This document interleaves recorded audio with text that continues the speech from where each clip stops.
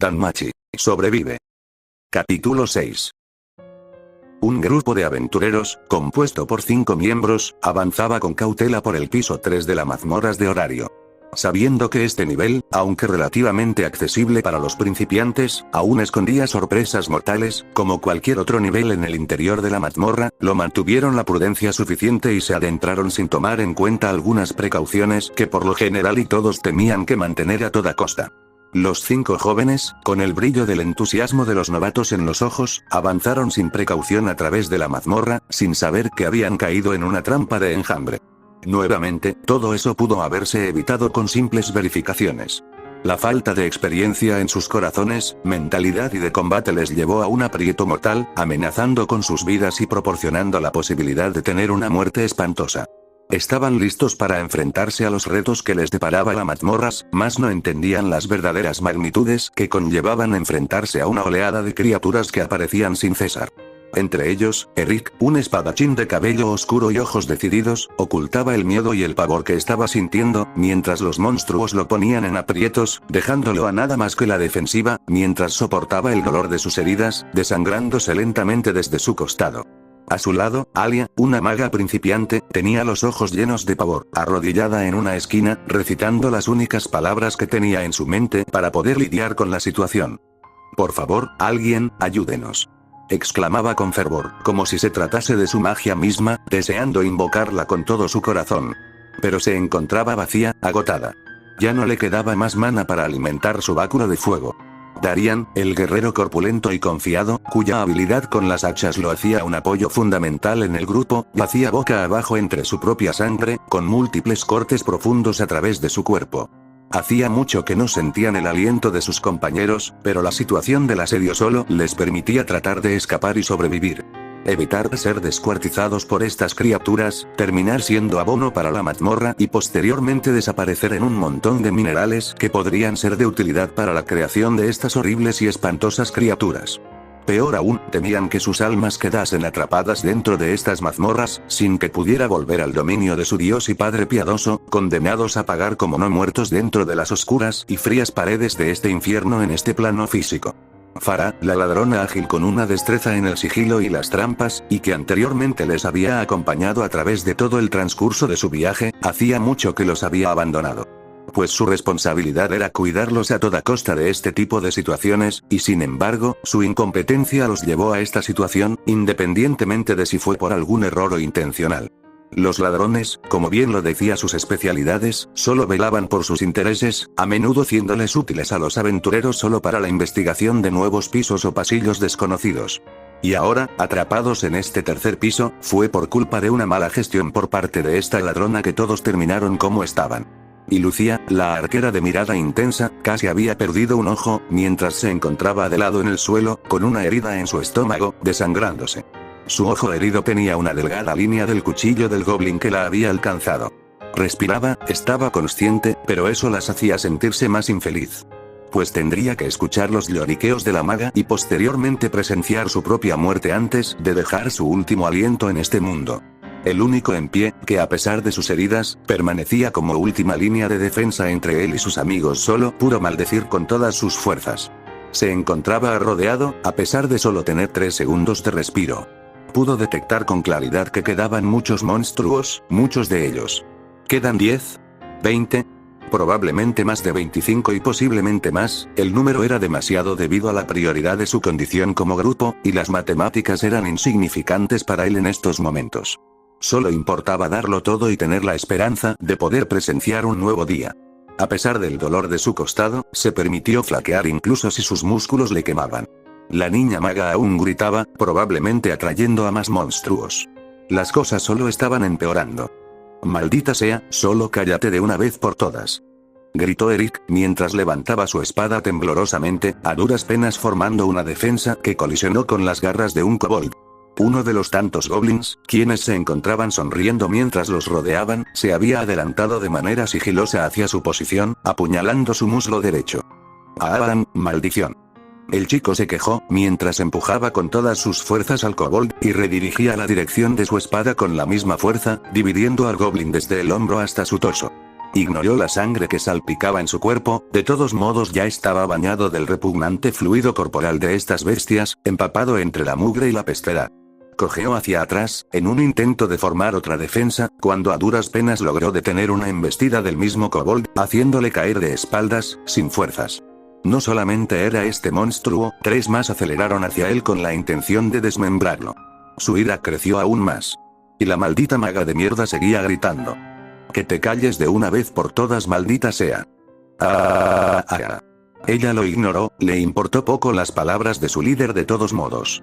Todos morirían hoy, sus instintos solo le dejaban 2 opciones, huir o pedir ayuda. Se encontraba lo suficientemente debilitada como para ser incapaz de emprender la huida, y ella no tenía lo que se necesitaba para luchar hasta el último momento. Así que hizo lo que su mente sentía que era más conveniente. Pedir clemencia, gritar por ayuda, desgarrar su garganta hasta ser escuchada por quien sea, o seguir siendo rodeadas por más monstruos y posteriormente morir de la peor manera posible. El grupo, atrapado en una trampa, ya no tenía forma de escapar, sus muertes estaban talladas en piedra. Los únicos conscientes solo podían gritar de frustración al ver cómo otros monstruos tomaban los cuerpos caídos de sus compañeros. Los kobolds arrastraron a los caídos hacia el centro de la comuna, donde se podían escuchar los gruñidos de hambre que emanaban de los monstruos. Los ojos de Eric se llenaron de furia y desesperación. Aunque aún respiraba con dificultad, no le quedaban más fuerzas para luchar. La esperanza se desvanecía, sus amigos, su fiesta. Terminaría siendo devorada por estas criaturas del infierno. Fue en ese momento, cuando escuchó un sonido lejano. Un sonido que le hacía muy familiar, un sonido que siempre lo espantaba en cada una de sus prácticas con uno de sus compañeros más fastidiosos, pero sin embargo más queridos de su comuna. El sonido de un objetivo silbando a través del aire con extrema letalidad. ¡Fosh! La cabeza del kobold que trató de arrancar el brazo de uno de sus compañeros utilizando sus dientes fue atravesada por una flecha que siguió su curso atravesando el torso de otros 2 goblins.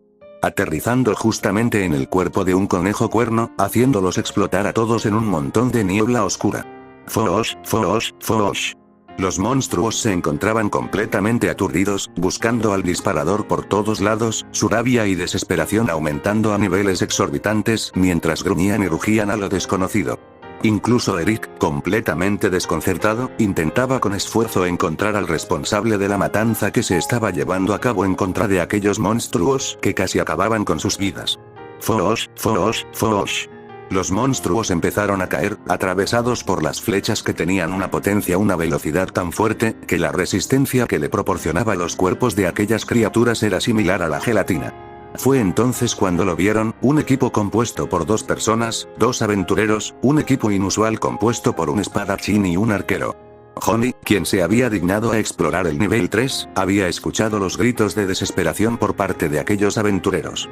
Por lo general, no se habría involucrado en aquella situación, ya que esto significaba que había un desbordamiento de monstruos en aquella zona, pero lastimosamente ellos también se encontraban atrapados en ese mismo camino, y solo podían avanzar. Si no se encargaban de esta situación, probablemente ellos correrían los mismos riesgos por los cuales padecían el grupo moribundo al que acudieron. Por lo que con cautela, caminaron hacia los gritos y pudieron distinguir lo que pronto se transformaría en un festín para monstruos de la mazmorra. Sin embargo, considerando la distancia, la cantidad de criaturas y las municiones que tenía consigo, Honey estimó que podría encontrar aquel desbordamiento. Pues no solamente él traía flechas, 45 en total, sino que también su compañero llevaba un equipo de flechas de reserva, como precaución para evitar quedar desarmado en caso de tener que pasar la noche dentro de la mazmorra.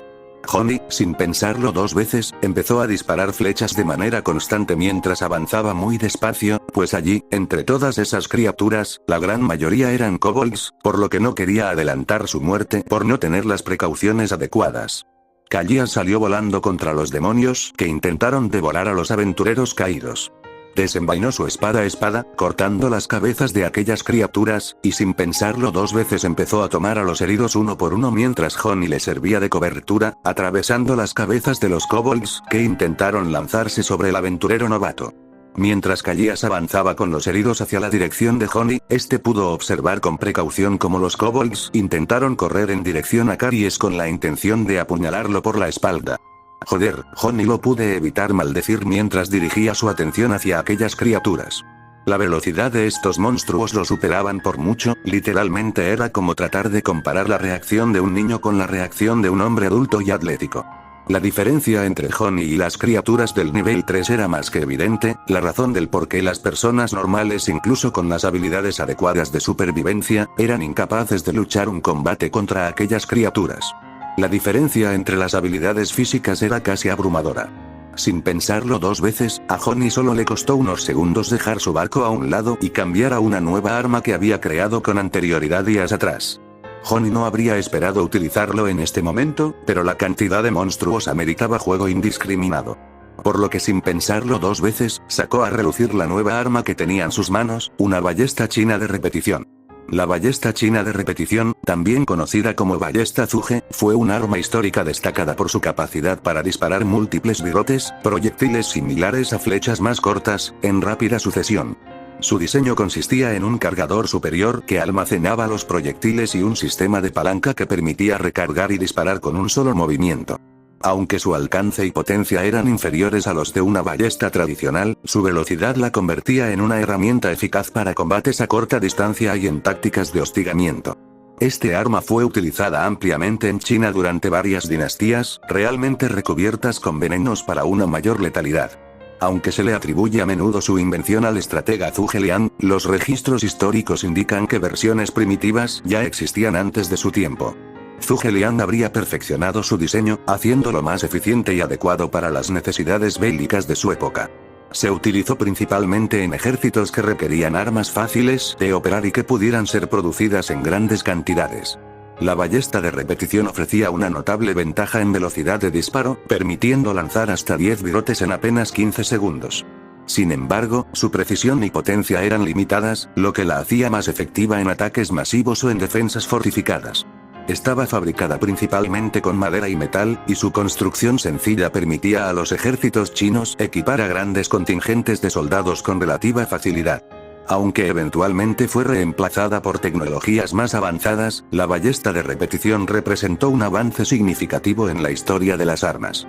Su diseño influyó en el desarrollo de herramientas bélicas posteriores y dejó un legado como un símbolo del ingenio militar de la antigua China. Fue precisamente por su facilidad al momento de su fabricación que Honey optó por crearla como una alternativa a las armas de fuego, posibles de fabricar por el momento en este mundo. Construir una ballesta de repetición en solo 3 días fue un reto interesante para Honey, especialmente teniendo el hecho de que necesitaba aumentar la potencia y la letalidad de un arma como la ballesta de repetición. Sin acceso a materiales exóticos, confiaba en su habilidad y en un recurso clave que marcaría la diferencia: caucho de alta resistencia proporcionado por el herrero barato al que siempre acudía después de sus aventuras, una sustancia flexible y duradera que contenía una extraña energía latente, evidentemente energía mágica.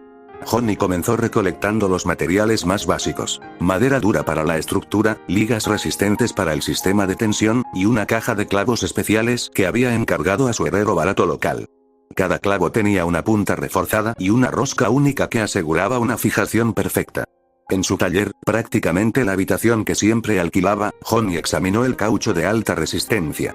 Era una maravilla de ingeniería, había olvidado el nombre del monstruo con el que la habían creado, capaz de estirarse sin romperse y de liberar energía cinética con una fuerza abrumadora, hasta 5 veces más de los que lo haría el caucho normal.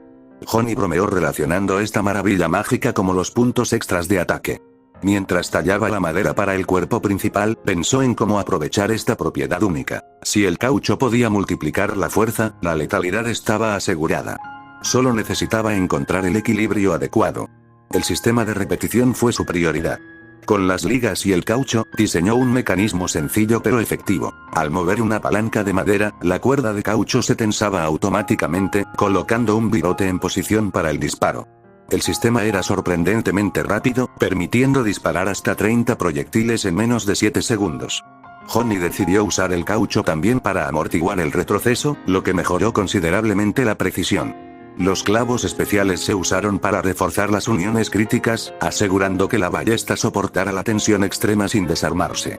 Para el tercer día, las pruebas comenzaron al amanecer. En un campo abierto, Honey apuntó a un blanco colocado a 30 metros. El primer disparo fue un éxito. El virote atravesó una tabla de madera de 2 pulgadas de grosor. Honey ajustó el sistema y probó nuevamente, aumentando la distancia. A 50 metros, la precisión seguía siendo impresionante, con solo una desviación de 1 centímetro. Al final del día, sus notas detallaban los resultados. En potencia, la combinación del caucho y las ligas proporcionaba una fuerza 5 veces superior a las ballestas convencionales que conocía. En presión, era más que excelente hasta 50 metros, con ligeras variaciones a mayores distancias. Y en letalidad, capaz de atravesar armaduras de cuero endurecido y madera gruesa, incluso dejar marcas ligeras en el metal a una corta distancia de 7 metros, lo que la hacía extremadamente peligrosa en combate. En estos momentos, Honey volvió a poner la prueba contra aquellos monstruos. Sacó la ballesta desde su funda de cuero, apuntando el arma hacia los costados de Calías. Sin pensarlo 2 veces, movió el mecanismo con fuerza excepcional, la palanca moviéndose de adelante hacia atrás, dejando escapar las virutas con una alta precisión. Fosh, fosh, fosh, fosh, fosh, fosh, fosh, fosh. Calías ignoró la caída de aquellas criaturas, sabiendo que se sentía seguro con Honey proporcionándole cobertura. La forma de pelea de aquel arquero que se había convertido en su compañero le hacía sentir que la lucha contra estos monstruos era increíblemente sencilla. Aunque sabía muy bien que todo se debía a su aterrador ingenio para hacer que la lucha contra aquellas criaturas fuese completamente unilateral contra su armamento. El rescate de aquellos aventureros fue rápido, incluso casi aterrador. Ese día, toda una fiesta logró salir con vida, y para la incomodidad de Honey, los ojos de los aventureros se fijaron por primera vez en un soporte poco práctico y fuera de lo convencional. Si te gustó el video, no olvides darle like y